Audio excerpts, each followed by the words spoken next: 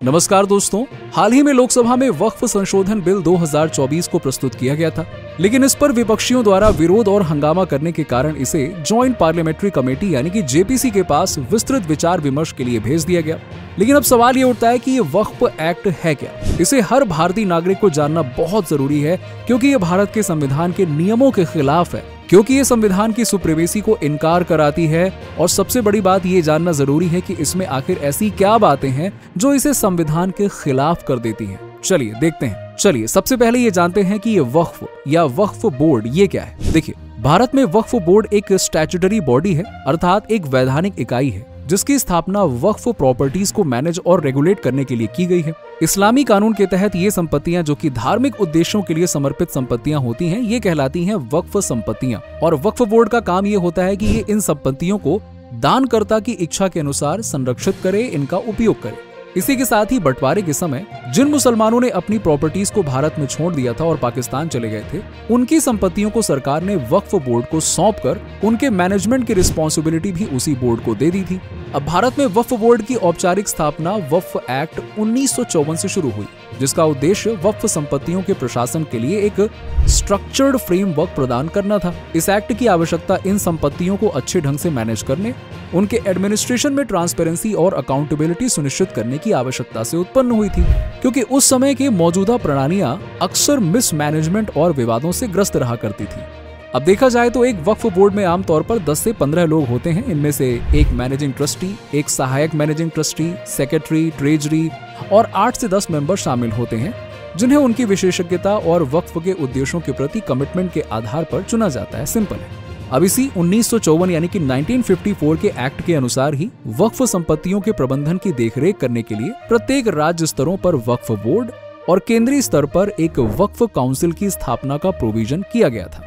इसी के साथ ही इस एक्ट में इन संपत्तियों के मैनेजमेंट में मुतवल्लियों यानी कि संरक्षकों की भूमिका और जिम्मेदारियों को डिटेल में बताया गया था। अब बात आती है सन 1995 में यानी कि 1995 में। अब यहाँ पे आता है एक अमेंडमेंट के जरिए मूल एक्ट की कमियों को दूर करने के लिए और उसे अधिक सशक्त और पारदर्शी बनाने के लिए कुछ संशोधन लाए गए। इसके बाद फिर से 2013 में उस समय के मनमोहन सिंह यानी कि कांग्रेस सरकार द्वारा फिर से एक संशोधन लाया गया। इस संशोधन के माध्यम से वक्फ संपत्तियों के एडमिनिस्ट्रेशन को बढ़ाने के लिए महत्वपूर्ण सुधार लाए गए। इस अमेंडमेंट को भी समझ लेते हैं। देखिए, इस अमेंडमेंट के माध्यम से इस एक्ट में सेक्शन 40 को जोड़ा गया और सेक्शन 40 कहता है कि अगर वक्फ को कोई प्रॉपर्टी लगती है कि ये मेरी प्रॉपर्टी है, तो वो वक्फ की हो जाएगी। कल को समझ लो वक्फ कहीं आपकी संपत्ति या अपने समुदाय से जुड़ी हुई संपत्ति या अपने धार्मिक स्थलों की संपत्तियों पर दावा ठोकता है, तो आपको उसे खाली करना ही पड़ेगा। इस दावे के विरुद्ध आप कोर्ट में भी नहीं जा सकते हैं, क्योंकि कानून ही ऐसा बनाया गया है। अब अगर आपको जाना है तो आप वक्फ बोर्ड के ट्रिब्यूनल में अपना केस लेकर जा सकते हैं, जहां ट्रिब्यूनल को आप छोटा कोर्ट कह सकते हैं। ट्रिब्यूनल के जज और सदस्य मुस्लिम लॉ बोर्ड के जानकार होते हैं, यानी कि इस्लाम धर्म के स्कॉलर होते हैं। ऐसे में अगर आप अपने प्रॉपर्टी का केस लेकर ट्रिब्यूनल में जाएंगे और कहेंगे कि वक्फ मेरी प्रॉपर्टी को अपना कह रहा है, तो अब जरा आप सोच के देखिए कि वो जज कितना निष्पक्ष होकर आपके हक में फैसला देगा। इस तरह पीड़ित को न्याय मिलना नामुमकिन हो जाएगा। यहाँ इस जज के द्वारा सुनाए गए फैसले को आप किसी सिविल कोर्ट, हाई कोर्ट या सुप्रीम कोर्ट कहीं भी चुनौती नहीं दे सकते। ये इस देश का फिर आखिरी फैसला हो जाएगा आपकी प्रॉपर्टी के लिए। बात खत्म। देखिए और सोचिए कि मुस्लिम तुष्टीकरण के नाम पर कांग्रेस ने बहुसंख्यकों के साथ कितना बड़ा खेल कर दिया। और हाँ, ये सब कुछ बकायदा सेकुलरिज्म के नाम पर किया गया है। इसे कहते हैं सेकुलरिज्म कांग्रेस की भाषा में। और उस जज को किसी भी प्रॉपर्टी से जुड़े मामलों को अधिक से अधिक 1 साल के अंदर सुनवाई करके फैसला सुनाना होगा। इतने कम समय में तो सुनवाई ठीक से होने की गुंजाइश बहुत कम हो जाती है। मामूली से मामूली केसेस में फैसला आने में इस तरह के केसेस में 20-20, 30-30 साल लग जाते हैं, और यहाँ 1 साल में फैसला सुनाओ। मगर कांग्रेस ने कानून ही ऐसा बनाया है कि इस ट्रिब्यूनल में फैसला 1 साल के अंदर आ जाना चाहिए।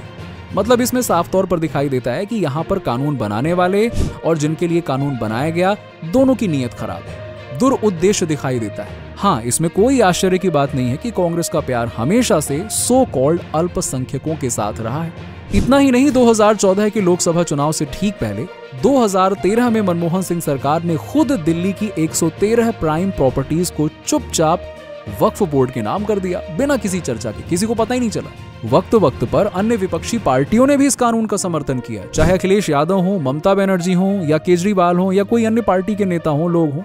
केजरीवाल ने तो यहाँ तक कह दिया था कि अगर मुकेश अंबानी का घर भी वक्फ प्रॉपर्टी पे बना होगा तो हम तो उसे भी खाली करवाएंगे। अब देखिए, अगर ऐसा नहीं कहेंगे तो भाई उन्हें अपने वोट बैंक के खिसकने का डर रहता है ना। यही तो है, हाय रे, सो कॉल्ड सेक्युलरिज्म, डेमोक्रेसी, यही तो है डेमोक्रेसी।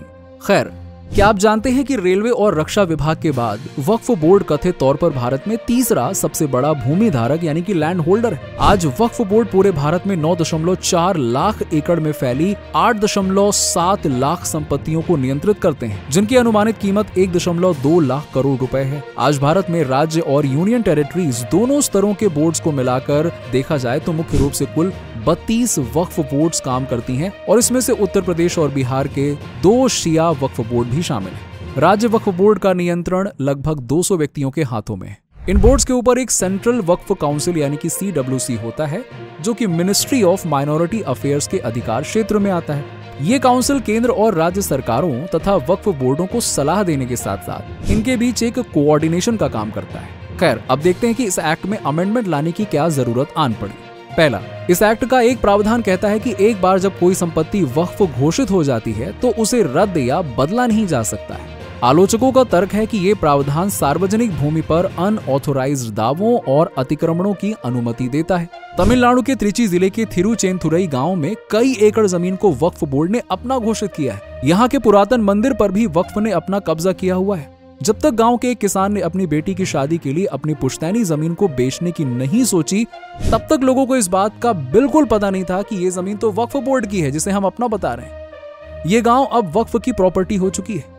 देखिए कितना खतरनाक हो सकता है बिना लगाम का ये कानून। नंबर 2, वक्फ एक्ट वक्फ बोर्ड को प्रॉपर्टी के मौजूदा मालिक को पर्याप्त सूचना दिए बिना या उनसे बातचीत किए बिना संपत्तियों को वक्फ घोषित करने के लिए व्यापक अधिकार देता है। इसीलिए इसे बेरहम एक्ट यानी कि ड्रैकोनियन एक्ट कहा जाता है। नंबर 3, एक्ट में संपत्तियों का सर्वेक्षण करके उनकी वक्फ स्टेटस निर्धारित करने का प्रावधान है, लेकिन आलोचकों का तर्क ये है कि ये सर्वेक्षण प्रॉपर ट्रांसपेरेंसी यानी कि निर्धारित प्रक्रिया के बिना किए जा सकते हैं। नंबर 4, ऐसे दावे किए जा रहे हैं कि एक्ट के तहत स्थापित वक्फ ट्रिब्यूनल को संवैधानिक समर्थन प्राप्त नहीं है। आलोचकों का तर्क है कि ये जुडिशियल इंडिपेंडेंस और सेपरेशन ऑफ पावर को कमजोर करता है, क्योंकि ट्रिब्यूनल के पास नियमित न्यायपालिका की पर्याप्त निगरानी के बिना वक्फ संपत्तियों से संबंधित विवादों का निपटारा करने का अधिकार है। नंबर 5, इसी के साथ ही वक्फ बोर्ड, वक्फ सर्वेयर, वक्फ ट्रिब्यूनल तीनों मिलकर क्रमशः लेजिस्लेटिव, एग्जीक्यूटिव एंड जुडिशियल का काम करते हैं। इनमें सरकार और न्यायपालिका का कोई इंटरवेंशन नहीं हो सकता है, ये इंडिपेंडेंट है। तब आलोचकों का कहना है कि ये तो एक पैरेलल गवर्नमेंट हो गया जो कि देश और समाज के लिए खतरनाक है। नंबर 6, धोखाधड़ी पूर्ण तरीके से भूमि पर दावे करना, हिंदू संपत्तियों पर अतिक्रमण, अधिकार का दुरुपयोग, भ्रष्टाचार के आरोप, 40,000 से भी ज्यादा पेंडिंग कानूनी मामले, फाइनेंशियल मिसमैनेजमेंट, राजनीतिक हेरफेर, गरीब तबके के मुसलमानों को इसका अधिक फायदा ना मिलना और कई अन्य आरोप वक्फ बोर्ड के खिलाफ बार बार लगाए जाते हैं। इस कारण से इसमें संशोधन करके इसे और अधिक अकाउंटेबल, ट्रांसपेरेंट और इंक्लूसिव और यूजफुल बनाना जरूरी हो गया था, बहुत जरूरी। अब दोस्तों, इन महत्वपूर्ण कारणों की वजह से वक्फ एक्ट में बदलाव करके उसे सरकार और न्यायपालिका के नियंत्रण में लाना आवश्यक हो गया था। इसे लेकर कई दिनों से देश भर में मांग उठ भी रही थी। इसीलिए इस एक्ट में बदलाव लाने के लिए 8 अगस्त 2024 को संसद में द वक्फ अमेंडमेंट बिल 2024 को लाया गया था, जिस पर विपक्षियों द्वारा प्रबल विरोध के कारण ज्वाइंट पार्लियामेंट्री कमेटी यानी कि JPC के पास चर्चा और सुझावों के लिए इसे भेज दिया गया। केंद्र सरकार ने जल्द से जल्द JPC का गठन करके उसके लिए 21 सदस्यों के नामों को पैनल के लिए क्रॉस पार्टी से चुनकर मनोनीत भी कर दिया है। नॉमिनेटेड लोकसभा सदस्यों में AIMIM के विधायक असदुद्दीन ओवैसी शामिल हैं, जिन्होंने बिल का जमकर विरोध किया था। कांग्रेस सदस्य गौरव गोगोई और इमरान मसूद के अलावा जगदम्बिका पाल, निशिकांत दुबे, तेजस्वी सूर्या, अपराजिता सारंगी, संजय जायसवाल, A राजा शामिल हैं। इन्हीं के साथ ही किरण रिजिजू ने 10 राज्यसभा सदस्यों को भी मनोनीत किया है। ये कमेटी संसद के अगले सत्र के पहले सप्ताह के अंत तक अपनी रिपोर्ट प्रस्तुत करेगी। अब देखते हैं कि वक्फ अमेंडमेंट बिल 2024 में किन बदलावों की सिफारिश की गई है। इस विधेयक अर्थात बिल के जरिए 40 के आसपास बदलाव किए गए हैं, जिनमें से बहुत से बदलाव ऐसे हैं जो वक्फ की मनमानी को कम करते हैं। चलिए हम केवल इंपॉर्टेंट पॉइंट्स को ही समझते हैं। नंबर 1, विधेयक में कहा गया है कि केवल वही व्यक्ति अपने प्रॉपर्टी को वक्फ घोषित कर सकता है जो कम से कम 5 साल से इस्लाम का पालन कर रहा हो। ये स्पष्ट करता है कि व्यक्ति को घोषित की जा रही संपत्ति का खुद मालिक होना जरूरी है। इसमें यह भी जोड़ा गया है कि वक्फ अल औलाद के परिणाम स्वरूप डोनर के उत्तराधिकार को उत्तराधिकार के अधिकार से वंचित नहीं किया जाना चाहिए, चाहे वो उत्तराधिकारी महिला ही क्यों ना हो। नंबर 2, वक्फ के रूप में पहचानी गई कोई भी सरकारी संपत्ति अब वक्फ नहीं रहेगी। अब किसी प्रॉपर्टी को लेकर अनिश्चितता की स्थिति में उसे जिले के कलेक्टर को यह अधिकार दिया गया है कि वो उस प्रॉपर्टी का मालिकाना हक निर्धारित करे, ना कि वक्फ ट्रिब्यूनल। कलेक्टर ही राज्य सरकार को रिपोर्ट सौंपेंगे। अगर ये सरकारी संपत्ति मानी जाती है तो वो रेवेन्यू रिकॉर्ड भी अपडेट करेंगे। नंबर 3, प्रस्तावित संशोधनों में केंद्रीय वक्फ काउंसिल में 2 गैर मुस्लिमों को शामिल करने की वकालत की गई है।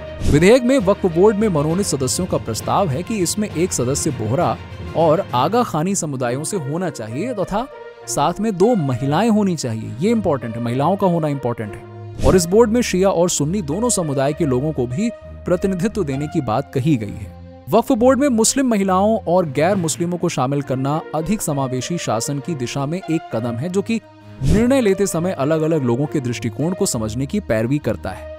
चौथा, बिल में इस नियम को हटा दिया गया है कि ट्रिब्यूनल के निर्णय ही अंतिम होंगे, वही सर्वे सर्वा है, उन पर अपील नहीं की जा सकती है। ये हटा दिया गया है। ट्रिब्यूनल के आदेशों के विरुद्ध अब 90 दिनों के भीतर हाई कोर्ट में अपील की जा सकती है, या तो हाई कोर्ट की पहल पर या बोर्ड या पीड़ित पक्ष द्वारा आवेदन के माध्यम से। तो दोस्तों, ये रहा हमारे देश का वक्फ एक्ट, उसका इतिहास, महत्वपूर्ण अमेंडमेंट्स और 2024 के बिल को लेकर हमारा डीप और डिटेल विश्लेषण। अगर आपको हमारा ये प्रयास सार्थक लगा हो तो लाइक, शेयर और सब्सक्राइब करके हमें प्रोत्साहित करिए। हाँ, कमेंट में आप ये जरूर बताइए कि आगे हम किन टॉपिक्स पर वीडियो बनाएं। हम पूरी कोशिश करेंगे आपके सुझाए गए टॉपिक पर वीडियो बनाने की। धन्यवाद।